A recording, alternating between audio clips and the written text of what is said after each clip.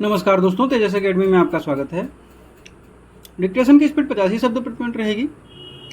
शुरू करेंगे 5 सेकंड में।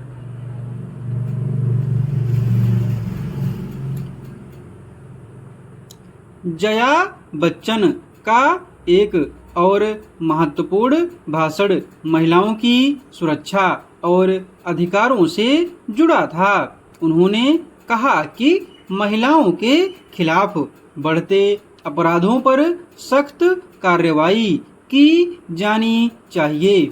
हमें एक ऐसा समाज बनाने की जरूरत है जहां महिलाएं सुरक्षित महसूस करें और उन्हें उनके अधिकार मिलें।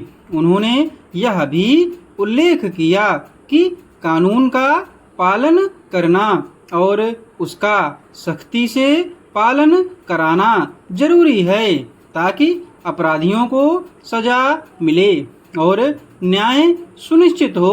उन्होंने कृषि विधेयकों पर भी अपना मत व्यक्त किया।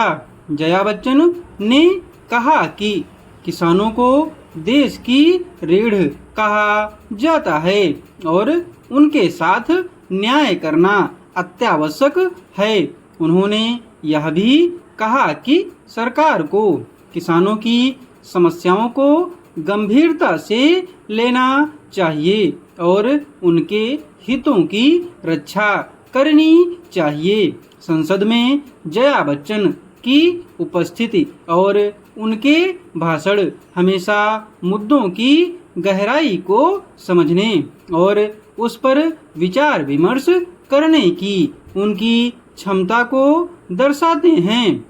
वे न केवल समाज के कमजोर वर्गों के लिए आवाज उठाती हैं बल्कि भारतीय संस्कृति और परंपराओं के प्रति भी गहरी संवेदनशीलता रखती हैं। उनके विचार और दृष्टिकोण अक्सर उनके राजनीतिक दल के विचारों से मेल खाते हैं, लेकिन वे अपनी स्वतंत्र सोच के लिए भी जानी जाती हैं।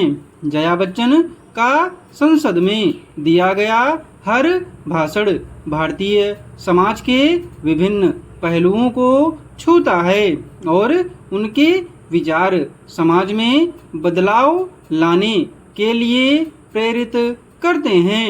सारांश में जया बच्चन का संसद में दिया गया भाषण समाज के विभिन्न मुद्दों पर एक संवेदनशील और जिम्मेदार दृष्टिकोण प्रस्तुत करता है।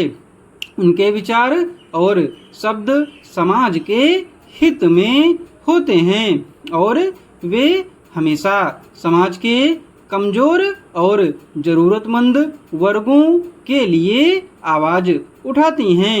उनकी यह भूमिका उन्हें न केवल एक प्रभावशाली सांसद बनाती है बल्कि एक समाज सेविका के रूप में भी प्रस्तुत करती है।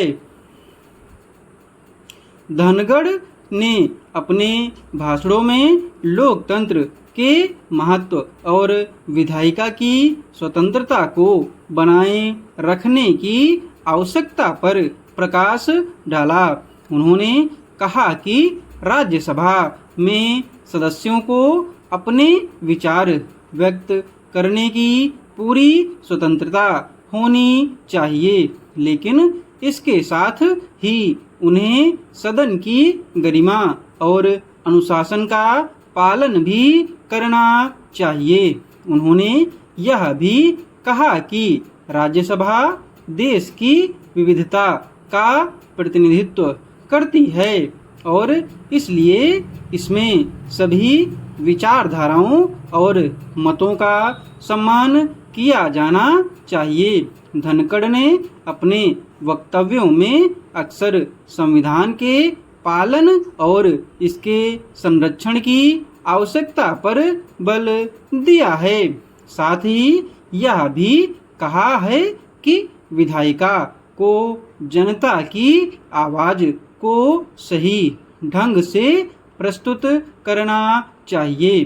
उनके विचार और भाषण संसदीय लोकतंत्र के प्रति उनकी गहरी प्रतिबद्धता और संविधान की रक्षा के प्रति उनके समर्पण को दर्शाते हैं।